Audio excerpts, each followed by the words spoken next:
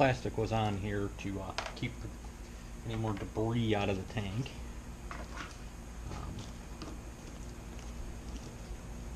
While I waited for parts to come in.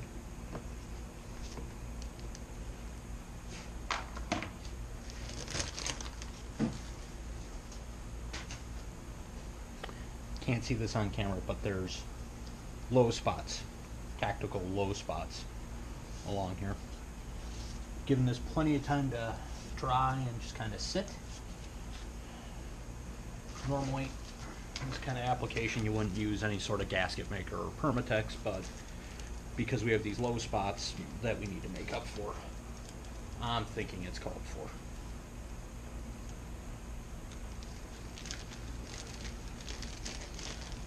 Nitrile gasket, by the way, or gloves, by the way, are for my protection because, yeah, handling gasoline all these years probably isn't the best thing for a human being.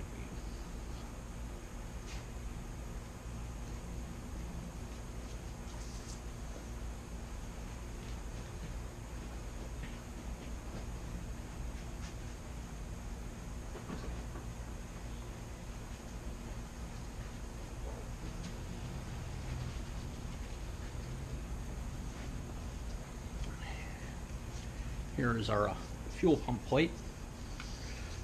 Fuel pump, intake strainer, covered in stuff. Fuel filter, power port, lines, pressure regulator. We want to make sure that the back surface is actually fairly clean and ready to accept a gasket. We don't want to get very aggressive with what we need to take out of here. So just a nice dry brush, clear out any debris that may create a vector for leakage.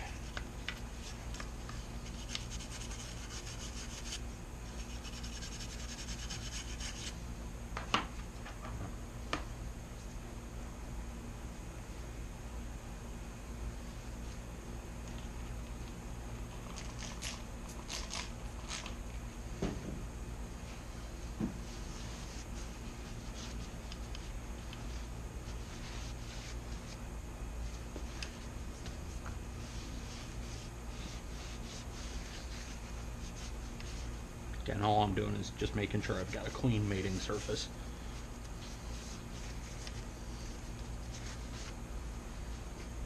Okay. So I find my mating surface is acceptable. You don't see anything really rough on there.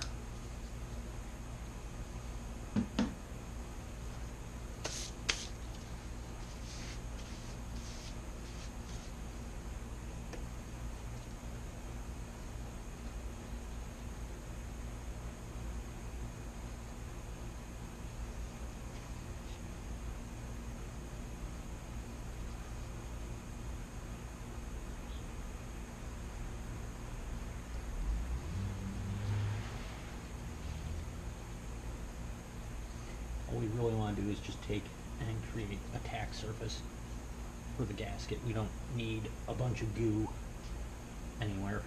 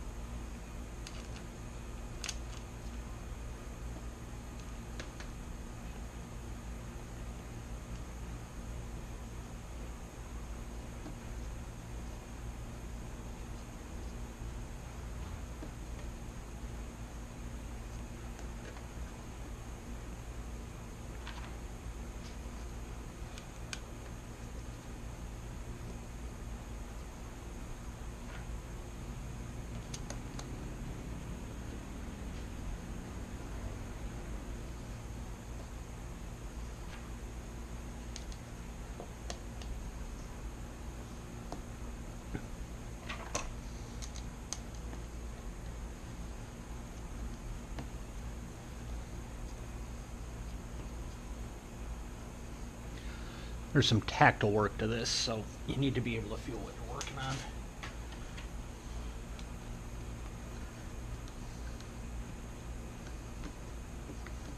Get everybody started.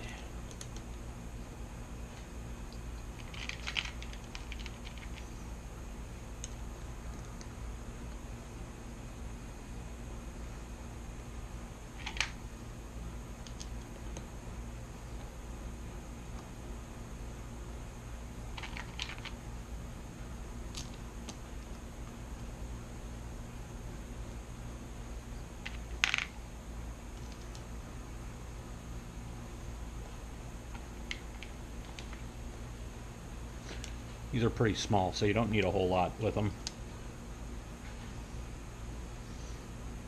But you do need to have kind of a pattern, because the plate into the plastic will deform and you'll be left with little voids and low spots where things don't quite necessarily bite correctly. So, 1/4 inch drive palm radial.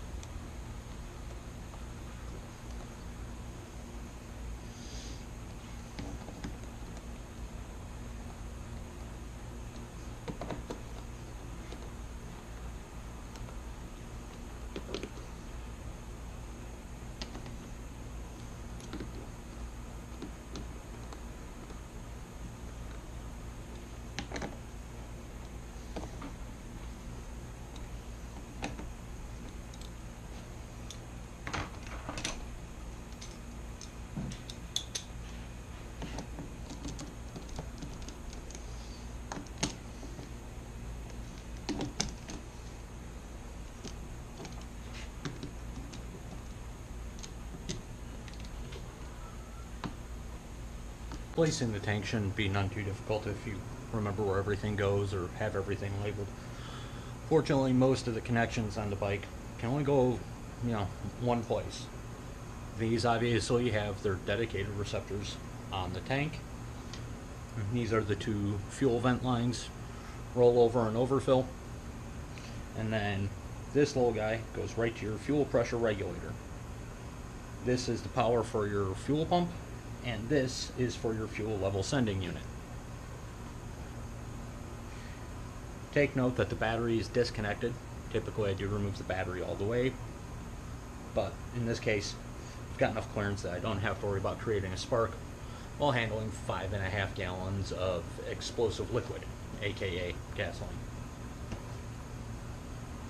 So what we're going to do is we're going to get the tank centered up after we connect the fuel pressure sending unit, and then we'll get everything connected and then bolted down.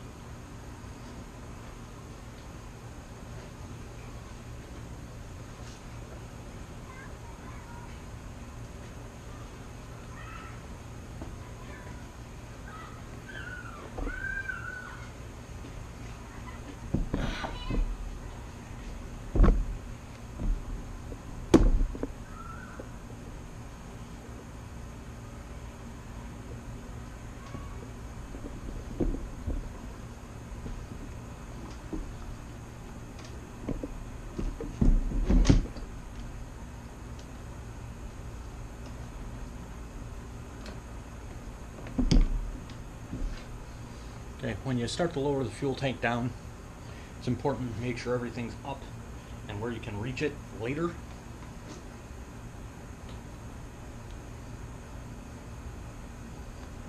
Fuel pressure regulator's plugged in.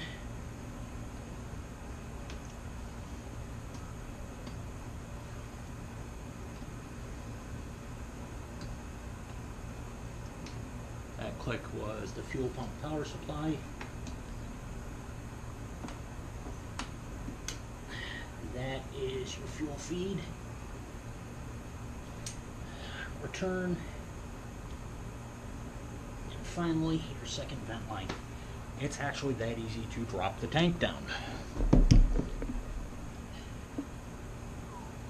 The difficult part comes in where it's time to actually get the tank bolted into place.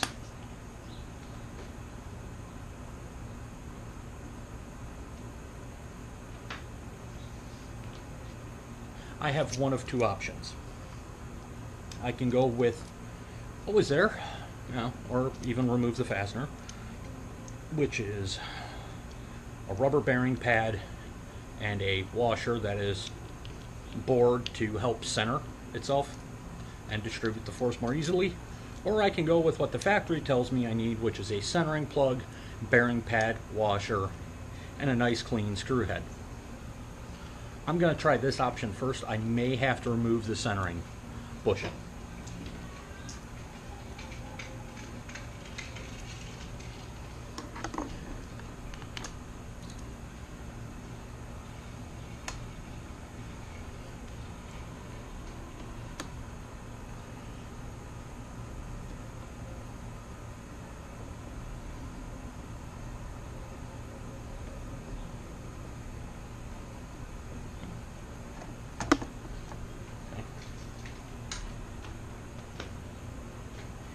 We come back here and we get the fasteners set up back here.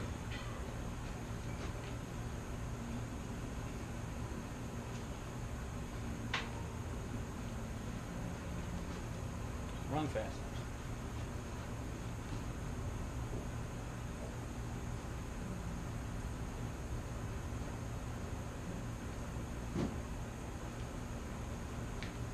One of the remaining places where you will find T30 screws on my bike.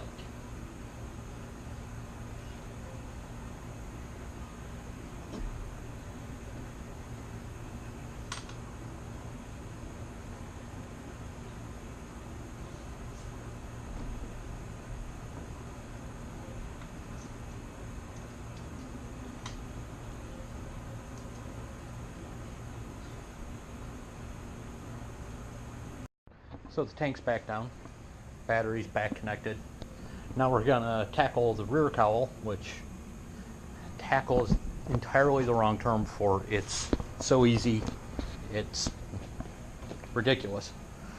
Just a quick walk around, show you all the connections. Vent lines are all in place, fuel pressure regulator, power to the fuel pump, fuel lines are connected. Underneath, where you can't see it, is the fuel pressure sending. That's all hooked up. We don't know, well, we know that it's hooked up because we did it ourselves and it's a very positive connection. We won't see a fuel gauge reading until I refill the tank because throwing around that much fuel at 6.5 pounds per gallon is unnecessarily heavy. So we're going to do this rear cowl real quick. Note the LED lamps for our brake lights and running lights. But I do still have incandescent bulbs on the turn signals just because I haven't found a relay that'll let me set the flash unit that's compatible with the Triumph wiring. I don't feel like having to cut one in and mess around with a bunch of terminal ends. I also don't like the idea of using load balancing resistors because the entire point of using the LEDs is their low power draw. Okay, sorry about the bad camera angle. We're going to start working on that rear fairing now. Hands are clean, there's no jewelry, nothing to scratch up the bodywork. Yes, my bodywork isn't mint, but no need to make it any worse than it is, right?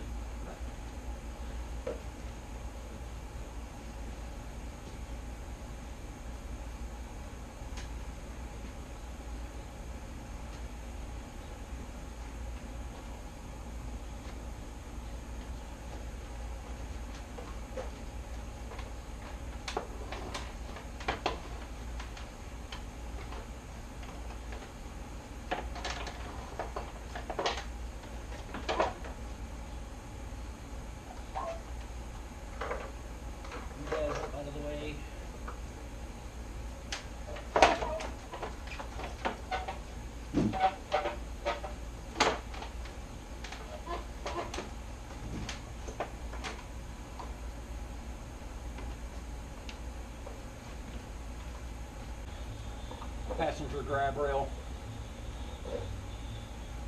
Got 4 bolts in it.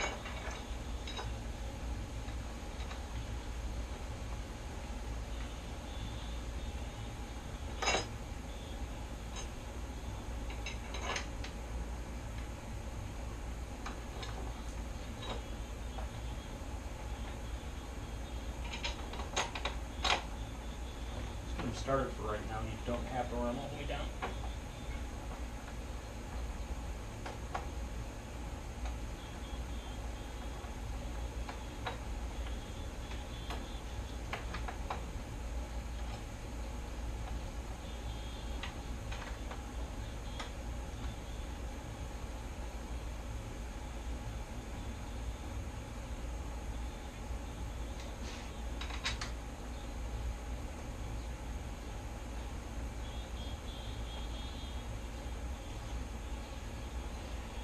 There are 2 hex head fasteners.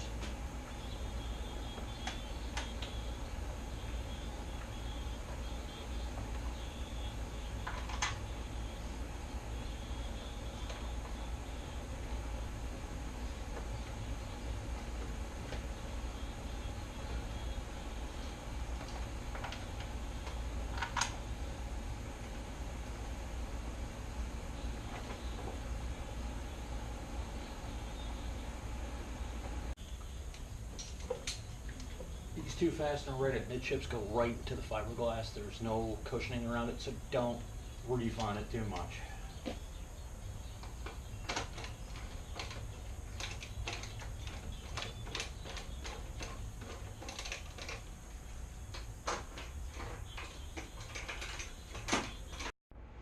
So now that we've got the fuel tank filled again, fire extinguisher on standby, we're going to give it a couple minutes, make sure there's no leaks, and then we're going to put the key in, prime the fuel pump by turning the bike on and off 3 times without starting it, and then we'll start.